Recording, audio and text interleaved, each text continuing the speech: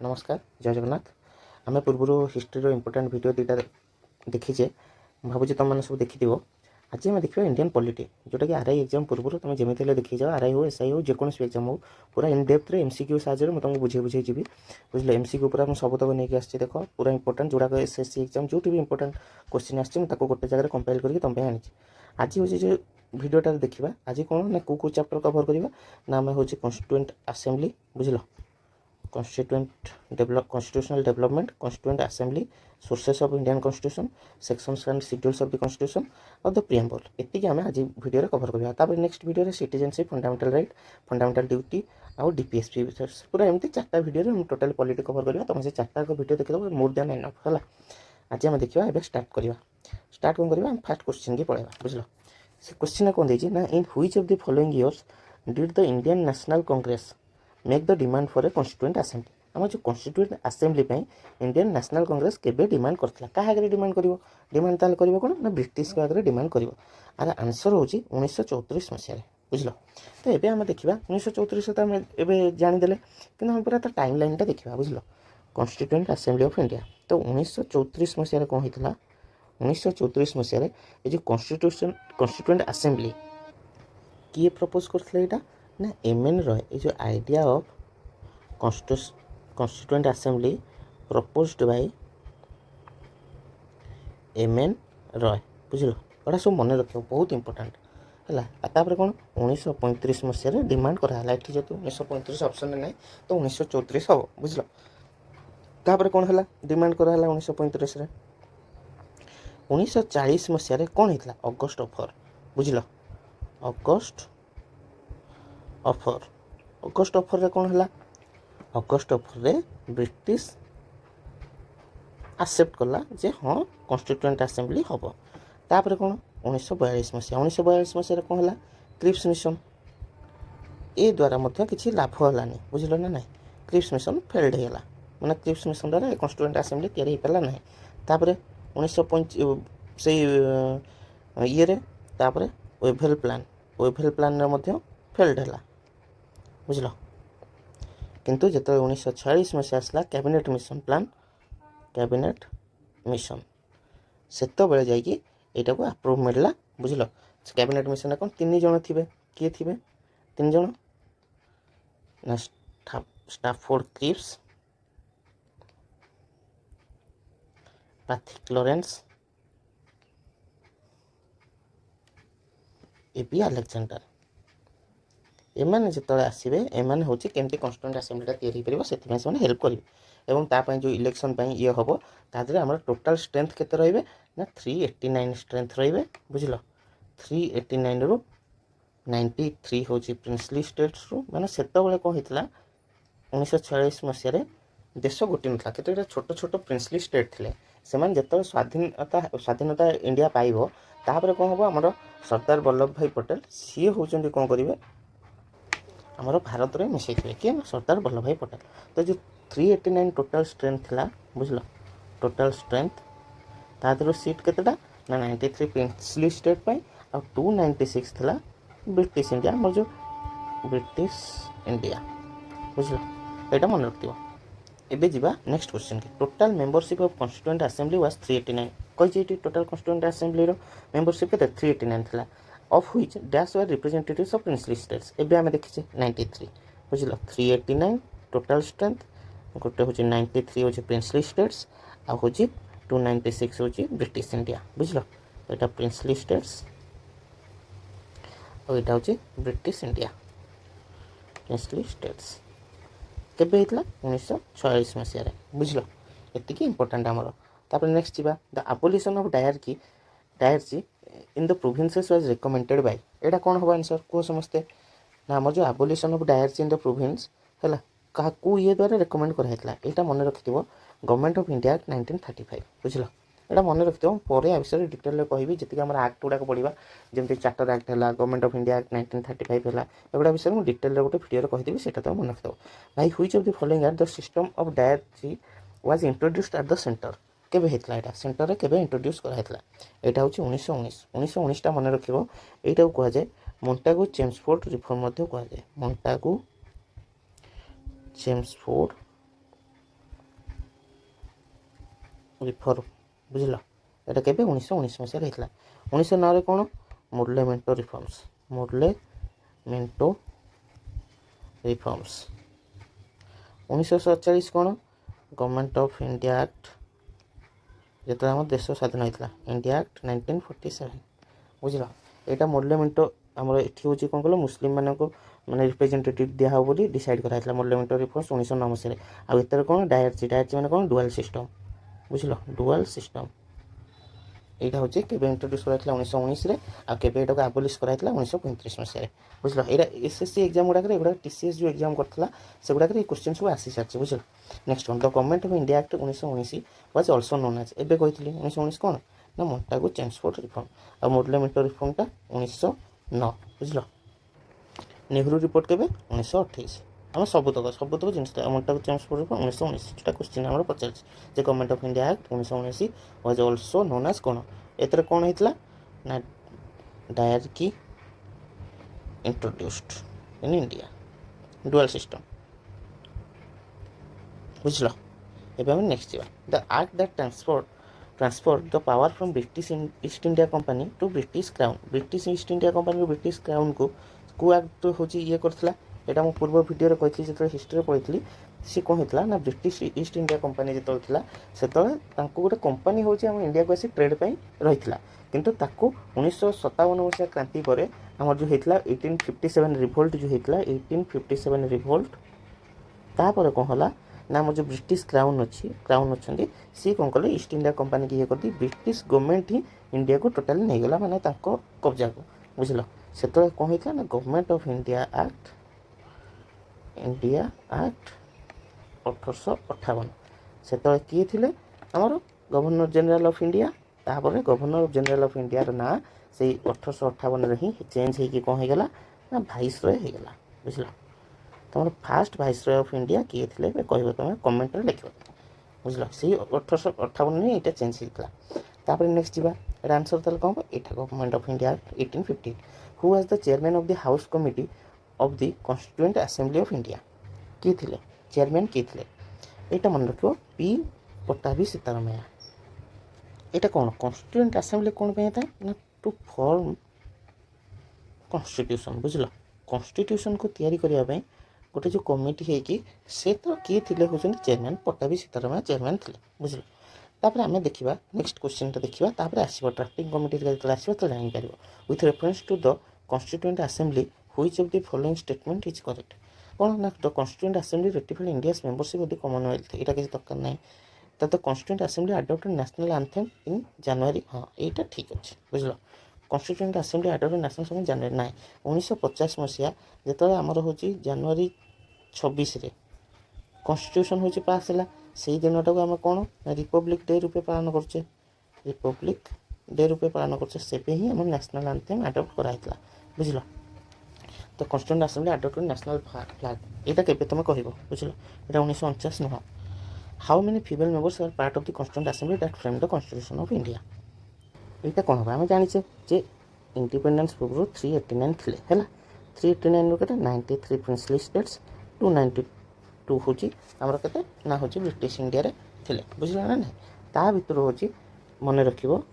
15 जन थे वोमेन 374 थे मेन बुझल यहाँ मन रखिए ये जो 292 नुह प्लस 4 296 4 जन कमिशनर थे यहाँ केवे ना कैबिनेट 1946 मसीह जो कॉन्स्टिट्यूएंट असेंबली होता किंतु 1946 पर जो इंडिया इंडिपेंडेंट होगला 1947 मसीह तापर ये नंबरटा रिड्यूस्ड हो टू 299 केते कॉन्स्टिट्यूएंट असेंबली मेंबर्स यहाँ केते आफ्टर इंडिपेंडेंस बुझल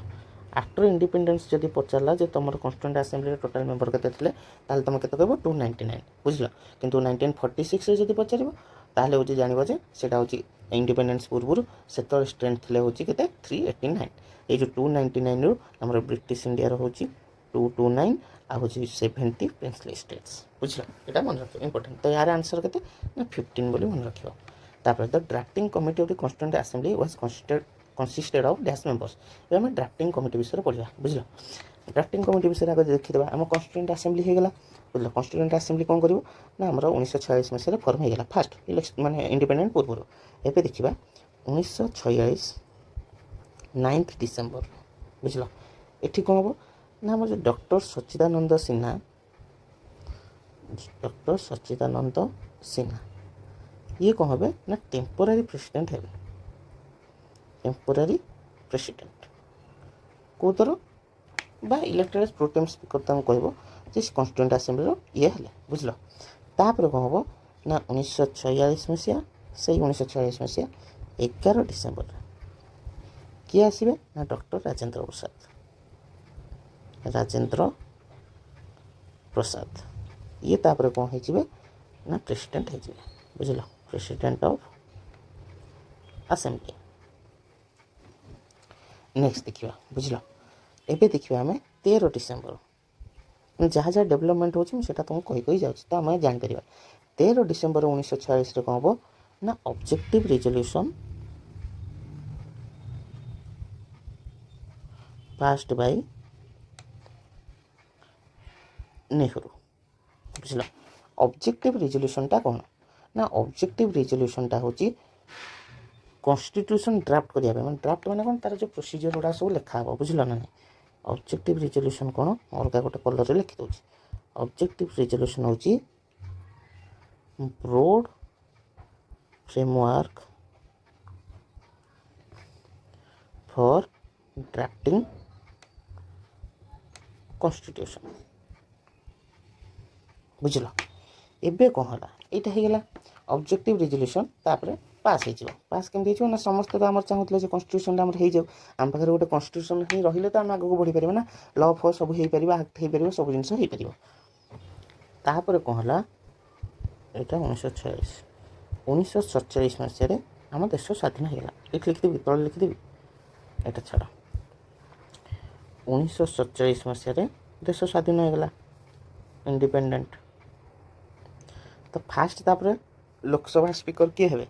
କିଏ ଆମର ଫାଷ୍ଟ ଲୋକସଭା ସ୍ପିକର କିଏ ହେବେ ନା ଆମ ଜିଭି ମାଭଲାଙ୍କର। ଇଏ ହେଲେ first speaker of the assembly, legislative assembly. ତାପରେ କ'ଣ ହେଲା ନା ଡ୍ରାଫ୍ଟ କମିଟି ହେଲା। ଡ୍ରାଫ୍ଟ କମିଟି ମାନେ କ'ଣ, ସେଇ କମିଟି ମିଶିକି ଆମ କନଷ୍ଟିଟ୍ୟୁସନ୍ ତାକୁ ତିଆରି କରିବେ, ବୁଝିଲ ନା ନାହିଁ। ତ 1949 ମସିହା, ବୁଝିଲ, କେତେ 1949 ମସିହା 26 ନଭେମ୍ବରରେ ଡ୍ରାଫ୍ଟ କନଷ୍ଟିଟ୍ୟୁସନ୍ ପାସ୍ଡ ହେଲା, ବୁଝିଲ। ସବୁ ମେମ୍ବର ମାନେ ସାଇନ୍ କଲେ। କେତେ ଜଣ ମେମ୍ବର ଥିଲେ ନା 7 ଜଣ ମେମ୍ବର ଥିଲେ, ବୁଝିଲ ନା ନାହିଁ। ତାପରେ କ'ଣ ହେଲା 1950 ମସିହା 26 ଜାନୁଆରୀରେ ଆମର କନଷ୍ଟିଟ୍ୟୁସନ୍ ଅଫ୍ ଇଣ୍ଡିଆ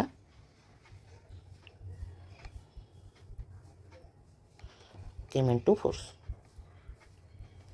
କ'ଣ ପାଇଁ 26 ଜାନୁଆରୀ ହେଉଛି ବଛା ହେଇଥିଲା ନା 1930 ମସିହାରେ 26 ଜାନୁଆରୀକୁ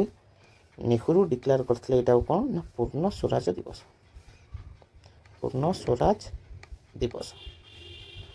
ସେଥିପାଇଁ ଆମର 26 ଜାନୁଆରୀଟାକୁ ବଛା ହେଲା। ସେଦିନ ହେଉଛି କ'ଣ ନା କନଷ୍ଟିଟ୍ୟୁସନ୍ ଅଫ୍ ଇଣ୍ଡିଆ ଲାଗୁ ହେଲା ବୋଲି। ତ ତାର ମେମ୍ବର କେତେ ଜଣ ଥିଲେ ମୁଁ କହିଲି ନା 7 ଜଣ। ଡ୍ରାଫ୍ଟିଂ କମିଟିର member, drafting committee of constitution assembly, ଯେଉଁମାନେ ସେ କନଷ୍ଟିଟ୍ୟୁସନ୍ ବନେଇବାକୁ ହେଲ୍ପ କରିଛନ୍ତି, ସେ କେତେ ଜଣ ନା 7 ଜଣ ଥିଲେ ମେମ୍ବର, ବୁଝିଲ। ଏଇଟା କିଛି ଦରକାର ନାହିଁ, ଏଗୁଡ଼ା ପଡ଼ିବନି, ଏତେ ଡେପ୍ଥରେ ପକେଇବନି, ବୁଝିଲ ନା ନାହିଁ। ହଁ, ଏଇଟା ଦେଖିବା। In which of the following years Motilal Nehru along with 8 other Congress leaders drafted a constitution for India. ୟା ପୂର୍ବରୁ ଆମର ମୋତିଲାଲ ନେହେରୁ ଯିଏ ଥିଲେ ଆଉ 8 ଜଣ କଂଗ୍ରେସ ଲିଡର ମିଶିକି ସିଏ ଗୋଟେ କନଷ୍ଟିଟ୍ୟୁସନ୍ ମାନେ ଇଏ କରିଥିଲେ। ସେଇଟା କେବେ ନା ନେହେରୁ ରିପୋର୍ଟ ଯାହାକୁ ଆମେ କହୁ, which is also known as Nehru report. କେବେ ହେଇଥିଲା କହିଥିଲି ନା 1928 ମସିହାରେ। ତାପରେ ଏବେ ଦେଖିବା constituent assembly was recognised by section dash of the Indian independence act. ଏଇଟା ଏତେ ଇମ୍ପୋର୍ଟାଣ୍ଟ ନୁହଁ, ଏଗୁଡ଼ାକ ଏତେ ଡେପ୍ଥରେ ପକେଇବନି, ଯେହେତୁ କ୍ୱେଶ୍ଚିନ୍ ପଡ଼ିଥିଲା ଖାଲି ଜଷ୍ଟ ନଜର ରଖିଦେଇଥାଉ। ୟାର ଆନ୍ସର ହେବ ହେଉଛି କନଷ୍ଟିଟ୍ୟୁଏଣ୍ଟ ଆସେମ୍ବଲି ସେକ୍ସନ୍ 81, ବୁଝିଲ। ତାପରେ ଏବେ ଦେଖିବା when was the drafting committee ଫର୍ମଡ। କେବେ ଡ୍ରାଫ୍ଟିଂ କମିଟି ଫର୍ମଡ ହେଇଥିଲା, କେବେ ହେଇଥିଲା କୁହ। ଏଇଟା ମନେ ରଖିବ, ଏଇଟା ବହୁତ ଇମ୍ପୋର୍ଟାଣ୍ଟ, ଏକ୍ଜାମ୍ରେ ବହୁତ ଥର ପଡ଼େ। ଏଇଟା କନଫ୍ୟୁଜିଂ ପାଇଁ 26 ନଭେମ୍ବର ଦେଇଥିବ, କିନ୍ତୁ ନୁହଁ। ଏଇଟା ହେଉଛି ସି ଆନ୍ସର ହେବ 29 ଅଗଷ୍ଟ 1947 ମସିହାରେ, ବୁଝିଲ। ଡ୍ରାଫ୍ଟିଂ କମିଟି ଫର୍ମ ହେଇଥିଲା। ये जो फॉर्म है ड्राफ्टिंग कमिटी 29 अगस्त केते जन मेंबर थे ना 7 जन मेंबर थे है 7 जन मेंबर किए थे कहीदे है आलाडी कृष्णा स्वामी आयार कृष्णा स्वामी आयार सबू तक इम्पोर्टाट तुम एग्जाम किसी भी आसीपे सबू तक कम्प्लीट कर जाऊँ एन गोपाल स्वामी 3 नंबर किए बी आर आम्बेडकर तापर किए के एम मुंशी 5 नंबर कौन मोहम्मद सादुल्ला बी एल मीटर 7 नंबर किए डीपी खैतान बुझल 29 अगस्त जो कौन ड्राफ्टिंग कमिटी मेंबर एम 7 जन ये 7 जन मैंने डिसाइड कले जे बी आर आम्बेडकर को चेयरमैन रूपे रखापी तो ये कौन ड्राफ्टिंग कमिटी चेयरमैन किए गले बी आर आम्बेडकर हो गले एबे देख next question who chair the drafting committee of the constitution किए एबे कही आंसर बी आर आम्बेडकर बुझल the chairman of the drafting next question the chairman of the drafting committee of the constituent assembly of India was किए question केवल just बदल कहता B are Ambedkar who was the first finance minister of India after independence एटा एबे आमे देखिबा हमर जो इंडिपेंडेंट आमर हो गला से आमर जो ये गुड़ाक इंटरिम गवर्नमेंट रे क्या इंटरिम गवर्नमेंट गोटे मैंने इंटरिम गवर्नमेंट कौन से गवर्नमेंट जेपर्यंत गोटे स्टेबल गवर्नमेंट न आसी जमी मैंने तुम जानथिबो जे हमर बांग्लादेश रे इंटरिम गवर्नमेंट चली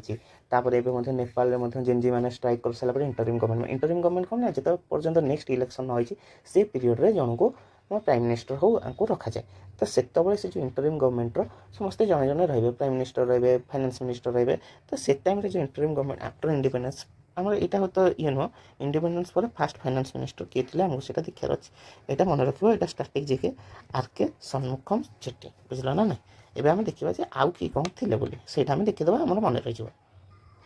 यहाँ देखी था किए ना फास्ट फाइनेंस मिनिस्टर होती आर षण्मुखम चेट्टी एवं नेक्स्ट हु आम the following the first law minister किए फास्ट लॉ मिनिस्टर होती बी आर आम्बेडकर बुझल ना एगुड़ा सब मन रखिए कौन B are Ambedkar was the first dash minister of independent India कौन एबे देखले लॉ मिनिस्टर के थे B are Ambedkar first law minister dash was the first defence minister किए कह तुम फास्ट डिफेंस मिनिस्टर होती बलदेव सिंह बुझल किए कही रही फास्ट फाइनेंस मिनिस्टर रही षण्मुखम चेट्टी लॉ मिनिस्टर की रही बी आर आम्बेडकर डिफेंस की रही बलदेव सिंह तापर देखिए एजुकेशन मिनिस्टर की रही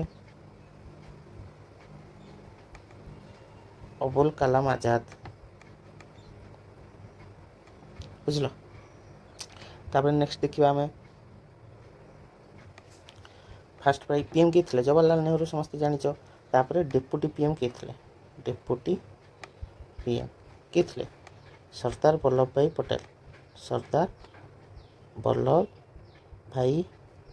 पटेल सबू ये कहीदेवी बुझल ना तापर आम लॉ मिनिस्टर किए थे ना B are Ambedkar food and agriculture minister किए थे फूड एंड एग्रीकल्चर मिनिस्टर एगुड़ा कैबिनेट फास्ट कैबिनेट मिनिस्टर को मैंने थे फूड एंड एग्रीकल्चर किए थे ना राजेंद्र प्रसाद नेक्स्ट कौन देखा हेल्थ मिनिस्टर किए थे हेल्थ मिनिस्टर थे अमृता कौर जदि पकेब आरि भितर ही पकेब आ गोटे मन रखि हूँ कॉमर्स मिनिस्टर हूँ सीएच भाभा बुझल ना नहीं ये भलसे मन रख आ गोटे बाहर आसबानी ये देख first education minister of India किए थे ना अबुल कलाम आजाद बुझल who was the constitutional advisor to the constituent assembly जो आम कॉन्स्टिट्यूएंट असेंबली है तार कॉन्स्टिट्यूशनल एडवाइजर किए थे यहाँ आमको पचार क्वेश्चन ऑप्शन कौन देती ना Rajendra Prasad B N Rau B are Ambedkar T Krishnamachari यार आंसर हम बी एन राव मान फुल फॉर्मटा मन रख बेनेगाल नरसिंह राव ये कौन थे ना कॉन्स्टिट्यूशनल एडवाइजर थे बुझल who was appointed as assembly's constitutional adviser in 1946 during the framing of Indian constitution B N Rau next question who was not a member of the constituent assembly Rajendra Prasad थे सरदार पटेल थे जीवी मावलंकर थे आंसर कौन हम ना महात्मा गांधी ये हूँ कॉन्स्टिट्यूएंट असेंबली मेंबर नथिले who was the first temporary chairman of the constituent assembly एटा तो मुझे जो फास्ट होता फास्ट टेम्पोरारी चेयरमैन किए थे ना डॉक्टर सच्चिदानंद सिन्हा थे तापर किए किए ना सच्चिदानंद सिन्हा ना सच्चिदानंद सिन्हा तापर प्रेसिडेंट है सच्चिदानंद सिन्हा पर हूँ डॉक्टर राजेंद्र प्रसाद ये के टेम्पोरारी ना 9 डिसेम्बर 1946 मसीह तापर 11 डिसेम्बर रे किए है डॉक्टर राजेंद्र प्रसाद चेयरमैन है बुझल कार ना कॉन्स्टिट्यूएंट असेंबली प्रेसिडेंट है तापर नेक्स्ट क्वेश्चन है on 9 December 1946 who chair the first session of the constituent assembly एबे कही अरे कौन आंसर हम सच्चिदानंद सिन्हा तापर 11 डिसेम्बर रे हूँ किए ना डॉक्टर राजेंद्र मुझे जहाँ कहे सब इंपोर्टाट बुझल ना ना सब तक भलसे देखिए जाओ एग्जाम आ भितर क्वेश्चन आसे पाने हूँ छाड़ी आसती ऑब्जेक्टिव रिजोल्यूशन किए पास करते ड्राफ्टिंग कमिटी किए चेयरमैन थे यहाँ तो फेवरेट क्वेश्चन सब एग्जाम जमी पड़ो बुझल who among the following moved objective resolution in the constituent assembly objective resolution किए पास करते आम जवाहरलाल नेहरू पास करते बुझल जब ऑब्जेक्टिव रिजोल्यूशनटा कौन ना framework of the constitution framework of the constitution है यहाँ हूँ ऑब्जेक्टिव रिजोल्यूशन माने तार अर्थ कौन किए पास करते ना हूँ किए मुव करते कॉन्स्टिट्यूएंट जवाहरलाल नेहरू मुव करते बुझल तापर नेक्स्ट देखा next question who replace Sachchidananda Sinha as president of constituent assembly यहाँ आम बारंबार देखी सारी देख क्वेश्चन केते प्रकार पकेबुच तो डॉक्टर राजेंद्र प्रसाद केबे ना 11 डिसेम्बर 1946 मसीह ये केबे होते ना सच्चिदानंद सिन्हा ये हूँ टेम्पोरारी थे टेम्पोरारी 9 डिसेम्बर 1946 बुझल ये डॉक्टर राजेंद्र प्रसाद केबे 11 डिसेम्बर 1946 रे ये है constituent assembly president who was the fast external minister of India after independence किए थे fast external minister Pandit Jawaharlal Nehru बुझल ना प्राइम मिनिस्टर थे और एक्सटर्नल मिनिस्टर थे ये कौन पीएम ऑल्सो बी आर आंबेडकर कौन थे बी आर आंबेडकर कौन थे ना लॉ मिनिस्टर थे यहाँ आउे लिखिदे लॉ मिनिस्टर थे फास्ट बलदेव सिंह कौन थे ना डिफेन्स मिनिस्टर थे है जॉन मठाई कौन थे रेलवे मिनिस्टर थे अरे सब फास्ट बुझल ना तापर तो नेक्स्ट क्वेश्चन जा the fast session of constituent assembly of India was held in which of the following city को सिटी रे आमर फास्ट कॉन्स्टिट्यूएंट असेंबली सेशनटा होता यहाँ केवल मन रख ना सब जिन आ भर मन रखा एत इम्पोर्टाट नुह है फास्ट मीटिंग मन रख न्यू दिल्ली रे होता बुझल न्यू दिल्ली केबे होता 9 डिसेम्बर 1946 9 डिसेम्बर 1946 किए होते ना सच्चिदानंद सिन्हा कौन थे सी टेम्पोरारी प्रेसिडेंट तापर किए आसो 11 डिसेम्बर रे राजेंद्र प्रसाद हे प्रेसिडेंट एबे तुम यहाँ के तुम भूलिए मुझे थर कही सारे तार when did the first meeting of constitutional assembly take place केबे होता केबे डिसेम्बर रे होता केबे 9 डिसेम्बर तो fast meeting of constitution held in कोठी दिल्ली देखो सही क्वेश्चन एपट सेपट कर constitution day of India constitution day केबे एटा केबे 26 नवेम्बर यहाँ मन रख 26 नवेम्बर 1949 मसीह कॉन्स्टिट्यूशन असेंबली जो थी आमर सी कॉन्स्टिट्यूशन टाक आडप्ट करता किंतु जनवरी 26 से इफेक्ट आसला बुझल ना ना जेहेतु जनवरी 24 आमर कौन ना पूर्ण स्वराज दिवस 1930 मसीह पालन कराइला से जनवरी 24 डेटा को फिक्स कराला किंतु आमर कॉन्स्टिट्यूशन डे हूँ कहुए 26 नवेम्बर को बुझल ना ना next Indian constitution came into force केबे ना 26 जनवरी 1950 यहाँ कौन कहुए ना Republic day day you start होता केबेठू ना 26 जनवरी 1950 मसीहा तब नेक्स्ट देखिए next question when did constituent assembly adopt constitution of India केबे अडॉप्ट करथिला 26 नवेम्बर 1949 मसीहा बुझल adopt 26 November 1949 came into effect 26 January 1950, which is also known as Republic Day, which is also known as Republic Day। आउ कौन होता 26 जनवरी 1930 मसीह 26 जनवरी पूर्ण स्वराज दिवस पालन कराइला बुझल। एबे देखिबा next question the movement of objective resolution to guide the deliberations of the assembly was started by कहा द्वारा एटा स्टार्ट करा जायतला एटा कहा द्वारा the movement of objective resolution होचन जवाहरलाल नेहरू एटा मन रखो ऑब्जेक्टिव रिजोल्यूशन जहा पड़े जवाहरलाल नेहरू मारि आसो होला। तापर एबे देखिबा constitution of India was framed bye कहा द्वारा फ्रेम कराइतला एते समय जाए जहाँ जहाँ जो विषय कथा हो ना कॉन्स्टिट्यूएंट असेंबली यार मुख्य काम होता है कॉन्स्टिट्यूशन को फ्रेम करवा बुझल ना ना ड्राफ्टिंग कमिटी था ड्राफ्ट बनवा था क्या कौन रे ड्राफ्टिंग कमिटी चेयरमैन किए थे तुम यहाँ कमेंट लिख बुझल। नेक्स्ट क्वेश्चन देखिए यहाँ कौन ना constitution of India was framed bye constituent assembly drafting committee wrote the Indian constitution in which language ना यहाँ मन रखिए ड्राफ्टिंग कमिटी फास्ट हूँ इंग्लीश लिखिते बुझल इंग्लीश लिखि सारापर ड्राफ्टिंग कमिटी काम कौन ना कॉन्स्टिट्यूशन टार मैंने पूरा डिटेल ये कहवा तापर कौन ट्रांसलेट करते हिंदी में बुझल। तो आमर जो फास्ट हूँ कमेंसमेंट ऑफ माने जो कॉन्स्टिट्यूशन आसला से कौन थी कॉन्स्टिट्यूशन मन रख जो स्टार्टिंग आसला से 395 आर्टिकल ये एग्जाम पकाए केतेटा आर्टिकल स्टार्ट थी केतेटा पार्ट थी 22 पार्ट केतेटा शेड्यूल थी 8 शेड्यूल्स स्टार्टिंग रू या थिला तो आंसर कौन होबार इंग्लीश और हिंदी से सांगे सांगे जब फास्ट कौन लिखे ड्राफ्टिंग रोट इंडियन कॉन्स्टिट्यूशन दुईटा अच्छे दुई प्रकार लिखे इंग्लीश और हिंदी में जदि से पता तो फास्ट कौन होता ना फास्ट इंग्लीश लिखा हिंदी में ट्रांसलेट कराई है। Who headed the provincial constitutional committee किए एटा प्रोविंशियल कॉन्स्टिट्यूशनल कमिटी किए करथिले ना provincial constitution committee Sardar Vallabh भाई पटेल हेड करते इठी आउ केतेटा इंपोर्टेंट मन रखिदेवा आम बुझल। डॉक्टर राजेंद्र प्रसाद कौन थे ना स्टीयरिंग कमिटी हेड थे स्टीयरिंग कमिटी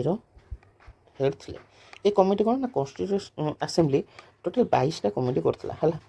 ना अलग सब कम को इजी करने से 22टा कमिटी तार इंपोर्टेंट जी कमिटी तार को मैंने हेड थे कहीदे स्टीयरिंग कमिटी हेड थे डॉक्टर राजेंद्र प्रसाद। सरदार वल्लभ भाई पटेल कार थे ना सरदार वल्लभ भाई पटेल थे प्रोविंशियल कॉन्स्टिट्यूशन कमिटी हेड थे। वीपी मेनन कार हेड थे तुम यहाँ लिख एवं कहीदे जवाहरलाल नेहरू थे union constitution committee head. Sardar Vallabh भाई पटेल जो प्रोविंशियल कॉन्स्टिट्यूशन कमिटी थे से मैंने जो इंडिपेंडेंट है पाखापाखि छोट मोट 52 ना 57 जो प्रिंसली स्टेट्स थे से आम इंडिया मिसई ना आज इंडिया जी बड़ा अच्छी से बड़ा हो ना बुझिपार ना ना। तापर देखा next question when was the first constituent assembly election held in India first election केबे होता कॉन्स्टिट्यूएंट असेंबली इलेक्शन केबे होता यहाँ कह तुम 1946 मसीह बुझल ना नहीं 9 डिसेम्बर 1946 मसीह फर्स्ट टाइम हो जो ये होता तापर तार तार 2 वर्ष 11 मंथ 18 डेज पर कॉन्स्टिट्यूशन इंडियन कॉन्स्टिट्यूशन बुझल ना नहीं अडॉप्टेड बाय कॉन्स्टिट्यूएंट असेंबली आम जो इंडियन कॉन्स्टिट्यूशन बनाला 9 डिसेम्बर 1946 जो कॉन्स्टिट्यूएंट असेंबली बसिकी या लगला टोटाल टाइम लगे 2 year 11 month 18 डेज बुझल ना नहीं से पीरियड से सब ये करते। नेक्स्ट देखा next question which of the following not a feature of the Indian federal system कहले आम कौन बुझा आगे से देखा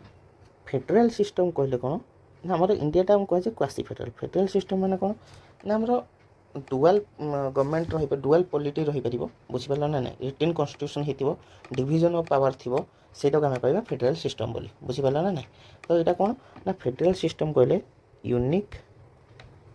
blend of federal and unitary features. तो फेडरल सिस्टम कहले रिटन कौन देखिए which of the following not a feature of the Indian federal system. तो रिटन कन्स्टिट्यूशन रहिबो, इंडिपेंडेंट जुडिशियरी रहिबो, डिस्प्यूट पे डिवीजन ऑफ पावर रहिबो सेंट्रल स्टेट भितर। तो सिंगल टायर गवर्नमेंट नुह, एटा होचे आंसर हो, बुझला ना। एबे देखिए features of fundamental rights in the Indian constitution partly derives its inspiration from bill of rights enshrined in the constitution of एबे एटा कोन देखिबा ना सोर्सेस ऑफ कॉन्स्टिट्यूशन पळे आसला। सोर्सेस ऑफ कॉन्स्टिट्यूशन आमे जो कॉन्स्टिट्यूशन आमे लिखिले बुझल से जो कन्स्टिट्यूशनटा कौ देश कि अणाई एवं आम ता विषय देखा जे कौ देश आम कौन इन्स्पायर होने कन्स्टिट्यूशन टाक आम लिखिं बुझीपार ना ना। एवं आम देखा पूरा डिटेल से देखीदा तापर आम क्वेश्चन के आसवा आमको सुविधा हम सहीटा आम डिटेल देखा है तौक आस ये आम देखीदा आम जो इंडियन कन्स्टिट्यूशन सोर्स फ्रांस रु कौन आसी फ्रांस रु Republican system liberty equality fraternity. France रु एफआरए माने लिबर्टी इक्वालिटी फ्रैटर्निटी ये तीन टा कोठ आसी ना फ्रांस रु। यूके रु कौन आसी ना पार्लियामेंटरी सिस्टम आउ बाइकैमरलिज्म। आ माने कौन बाइकैमरलिज्म माने टू हाउस है माने दीटा हाउस थी जमी कि आम इंडिया अच्छी कौन लोकसभा एंड राज्यसभा। लोकसभा को कौन कह जाए लोअर हाउस, राज्यसभा कौन अपर हाउस है। यूएसए रु कौन आसी ना fundamental rights judicial review. Ireland रु कौन आसी DPSP directive principle state policy और प्रेसिडेंशियल इलेक्शन मेथड। एटा जस्ट ओवरऑल तापर जो क्वेश्चन आसो से अनुसार हम देखिक जावा। कनाडा रु आम कौन नहीं ना federal system and state governor appointment है। जर्मनी रु कौन इमरजेंसी प्रोविजन और राइट्स सस्पेंशन। ऑस्ट्रेलिया रु कौन concurrent list joint parliamentary session. Russia रु कौन फंडामेंटल ड्यूटी और जस्टिस आइडियल्स। बुझल एतिक आमर माने खाली जस्ट टिके नाको देखि था तापर आम क्वेश्चन की जावा तो आम से मन रखी जावा और तातिर आम जानवा केमती एग्जाम पढ़ले कौन करवा बोली। एबे क्वेश्चन किया features of fundamental rights in the Indian constitution partly derive its inspiration from the bill of rights enshrined in. एटा आम देखा जे आमर फंडामेंटल राइटा आम कौटू आसी आम कन्स्टिट्यूशन में कौटू आम इंस्पिरेशन नहीं सबुठ हूँ गोटे जिन जानते राइट उपर बेसी कौट लड़ाई करती अमेरिकार लड़ाई करती तो सहीटा हूँ हम answer United states of America. बुझल आ लॉ उपर जो सब जिन पलि आसो से आम जा अमेरिका को। बुझल एवं देखा the idea of having a provision for bicameral parliament. बुझल पार्लियामेंट बाइकैमरल मान दुईटा हाउस रहा कौटी बाइकैमरल कौटी ब्रिटिश। बुझल जेहेतु आमर ब्रिटिश इंडिया ये थिला तो तांकर माने प्रथाटा अलरेडी चली आसता। बुझल ना माने से कौ भाया इलेक्शन होता तो से आमर लोक जो हाउस रे मेम्बर होते तो सही प्रथा ही तो ने ना माने से ही से इंस्पिरेशनटा ने ना से जिनसा निहाई बाइकैमरल पार्लियामेंट कौटू ना ब्रिटिश रु अणाई। नेक्स्ट क्वेश्चन जावा which of the following provisions and the constitutions of different countries from which they have been adopted the constitution of India has been incorrectly paired. Rule of law कौट कही तुमको law कही जी related law आसो से गुड़ा सब British रू ये ठीक अच्छे। राइट्स कौटू राइट्स माने निजर अधिकार कौटू यूनाइटेड स्टेट्स। डीपीएसपी कौटी प्रिंसिपल सब जिन कौटी भल प्रिंसिपल सब भल हो रशिया डिसिप्लिन प्रिंसिपल सब बुझल सॉरी आयरलैंड तो यहाँ हम आयरिश बुझल ना इरिश कन्स्टिट्यूशन है। तापर देखा liberty fraternity equality fraternity fraternity फ्रा कौन ना फ्रांस हम यहाँ हवा कथा फ्रांस किंतु यहाँ अच्छी कैनेडियन तो से यहाँ हूँ आंसर हो भूल बोली है। यहाँ आउे देखिए फ्रांस कौन republican system and liberty equality fraternity to एफआरए। यूके रु कौन लॉ और बाइकैमरलिज्म। यूएसए रु कौन फंडामेंटल राइट जुडिशियल रिव्यू आम राइट पर जुडिशियल रिव्यू आम पीआईएल फाइल करके सब जिन कर। आयरलैंड रु कौन डीपीएसपी है। कनाडा रु कौन federal system state governor appointment. Germany रु कौन इमरजेंसी प्रोविजन। ऑस्ट्रेलिया रु कौन concurrent list joint parliament session है। रशिया रु कौन फंडामेंटल ड्यूटी। रशिया देखो बड़ देश अल्प लोक से ड्यूटी से ठीक से करते। एवं देखो यूक्रेन सहित लड़ाई जी भी नहीं से बाहर से लड़ुंट बुझल से अनुसार मन रख है तुमको सुविधा हम मन रखा। नेक्स्ट क्वेश्चन जावा which of the following acts introduced federal features and provincial autonomy in the legislation and also made provisions for distribution of legislative powers between the center and the provinces। ये आम पर देखा जो मुझे सब act गुड़ा पढ़ेबी जो आम चार्टर आक्ट है इंडियन गवर्नमेंट आक्ट है पार्लियामेंट्री रिफॉर्म्स है से गुड़ा सब से देखा। Next question which of the following features in the Indian constitution was derived from the Soviet socialist Republic. यहाँ कौन यूएसएसआर यूएसए लोक कौन तांको ड्यूटी ठीक से भलरे पालन करते आउ कौन गोटे इंपोर्टाट कौन आउ इंपोर्टाट कौन फंडामेंटल ये देख ये आम जाने ऑप्शनल माने ऑप्शन रो केमती ये करवा फंडामेंटल राइट जाने यूएसए तो यहाँ हेनी कनकरेंट लिस्ट कौटू कनकरेंट लिस्ट कौटू कह तुम कनकरेंट लिस्ट हूँ ऑस्ट्रेलिया प्रियम एवं आम पाखे रहा दुटा ऑप्शन तो मुझे आगुआ जानची प्रियम्बलटा हूँ यूएसए रू आने यूएसए रू इन्स्पायर होगी आंसर कौन हम 5 ईयर प्लान जदि भी तुम जानी न पार्च अलग गुड़ा देखते तुम ऑटोमेटिक से गुड़ाक इलिमिनेट करके आरटा आंसर पाइपर है। Next a ideas of liberty equality fraternity हेल्ले क्वेश्चन पकड़ कौटू बर कराई आखि मुझे कौन फ्रांस फ्राटर्निटी रू एफआरए बुझल ऑस्ट्रेलिया रू कौन कनकरेंट लिस्ट आउ कौन ऑस्ट्रेलिया रू मन पकाओ आउ गोटे मन रखिथो फ्रीडम ऑफ ट्रेड है कनाडा रू कौन आसी कनाडा आम कौन बर करचे क्वासी फेडराल आउ कौन important power distribution between centre and state centre state relation जी से कनाडा आसे जर्मनी रू देखा जर्मनी रू कौन आम इम्पोर्टेंट जिन आनी इमरजेंसी प्रोविजन कौटू जर्मनी फ्रांस रू कौन liberty equality fraternity. Next question जावा in Indian constitution the principle of liberty is borrowed from कौटू सेम क्वेश्चन देख बारंबार माने केते थोड़ा से क्वेश्चन पूछे ये तुम जानी पड़थबो जे कोटा इंपोर्टेंट बोली तो ये कौन फ्रांस आंसर। नेक्स्ट क्वेश्चन देख द कॉन्स्टिट्यूशन सेम क्वेश्चन कौन फ्रेंच ये कौन the idea of ombudsman has been taken from which of the following countries एटा देखिबो यूएसए नो यूएसए तो हमर फंडामेंटल राइट आछि प्रियम्बल आछि बुझलो फंडामेंटल राइट प्रियम्बल चाइना रू हमर आसेनी एटा आंसर हबो मन रखिथिबो एटा केवल मन रखिथिबो स्वीडेन हबो आंसर ब्रिटेन हबनी ब्रिटेन रू हम लॉ आनिचे प्रोसीजर ऑफ लॉ एटा आनिचे आ गोटे आनिचे बाइकैमेरलिज्म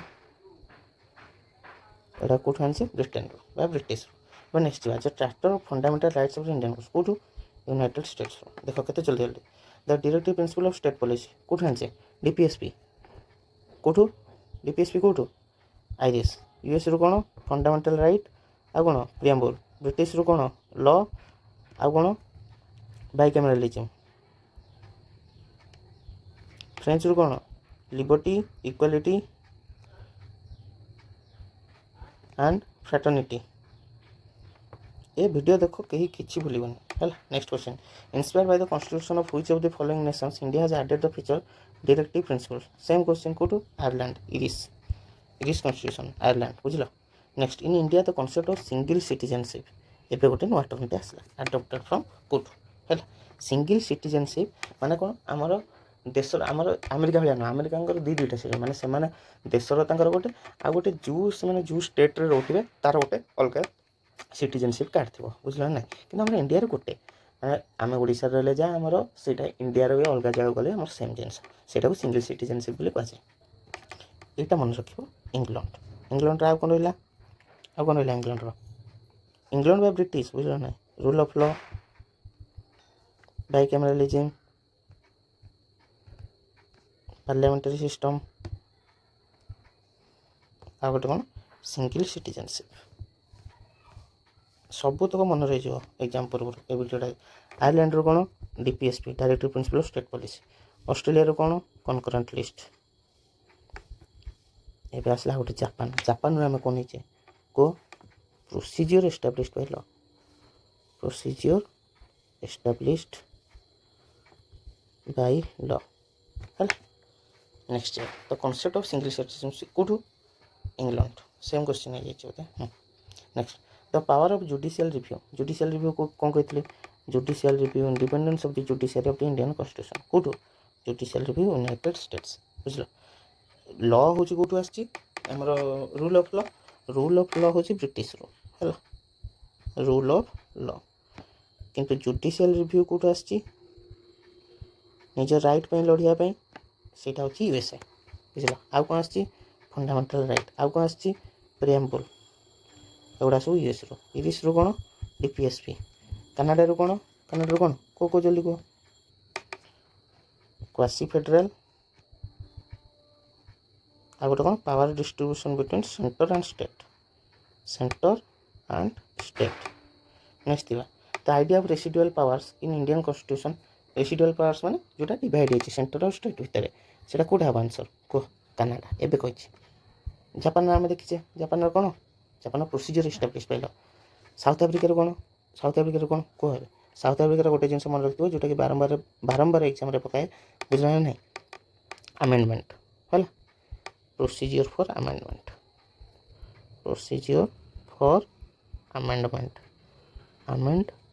एटा कोठा आछि ना साउथ अफ्रिका नेक्स्ट बा in Indian constitution the idea of residual powers has been borrowed from residual power कुडू कनाडा होला the first past the post system of election with in the Indian constitution are borrowed from first past the post system कोन एटा गोटे कोन कुहा गता मते सेतु तुम जानि परिबो first past the post system होची first past the post system माने मन रखिथिबा माने होची सिंगल विनर किंबा मन रखियो फास्ट प्रेफरेंस एटा मन रखियो ब्रिटिश रो बुझलो next the features of parliamentary privileges of Indian constitution parliamentary privilege हेले कोन हो आंसर ब्रिटेन हम पार्लियामेंट कोड ब्रिटेन से तो माने बहुत मिसे तापर नेक्स्ट कोन ना the provision of speaker and his role ये टिकेना को आसला जोटा कि ये कह टफ क्वेश्चन आम जनरल क्वेश्चन पड़ेगा ये टफ क्वेश्चन कौन ना speaker and his role speaker कौन आम जब मुंड लगे फ्रेंच रू आसी कौन समस्त जान लिबर्टी इक्वालिटी फर्टर्निटी इरिश रू कौन आसी डीपीएसपी कनाडा रू कौन आसी फ्रेंच रू कौन लिबर्टी इक्वालिटी फर्टर्निटी कनाडा रू कौन रेसिडुअल पावर्स तो आंसर कौन हम ब्रिटिश जदि आम ऑप्शन एलिमिनेशन मेथड रे जीवा जदि न जानी पारछ किंतु आम जेहेतु speaker and his role speaker कौन पार्लियामेंट गोटे पार्ट तो पार्लियामेंट कौट आसी बोरो कराई ब्रिटिश सेटा आंसर हम क्वासी फेडरल माने कौन क्वासी फेडरल माने आमर दीटा को भितर रेसिडुअल पावर माने सेंटर एंड स्टेट भितर आमर जो पावरटा डिवाइड कराई सेटा को हम कहते quasi federal form of government एटा कौन इंडिया कि कौट आना कानाडान मॉडल रू आने इंस्पायर हो concept of PIL public interest litigation